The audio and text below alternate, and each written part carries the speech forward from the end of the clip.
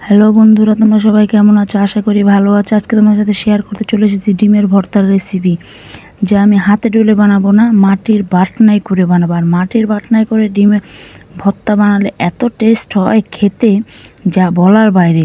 আবার যে কোনো ভর্তাও বানানো যায় মাটির বাটনায় করে, কোনো অসুবিধা নেই। যা দেখে তোমাদের আজকে মুখে এমনিতেই পানি এসে যাবে। দেখো, আমি মাটির বাটনার ভিতর পেঁয়াজ কুচি, মরিচ কুচি, স্বাদ মতো লবণ দিয়ে এটাকে ডলা দিয়ে নিচ্ছি।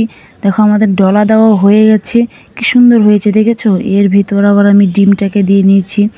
ডিমটাকে দেওয়ার পরে মরিচ পেঁয়াজের সাথে ডিমটাকেও ভালো করে মিশিয়ে নিব। মিশিয়ে নেওয়ার পর এর ভিতর আবার আমি হসপাতা দিয়ে দেব। হসপাতাটাও দেওয়া হয়ে গেছে। আবার ডিম পেঁয়াজের সাথে হসপাতাটাকে ভালো করে মিশিয়ে নিব।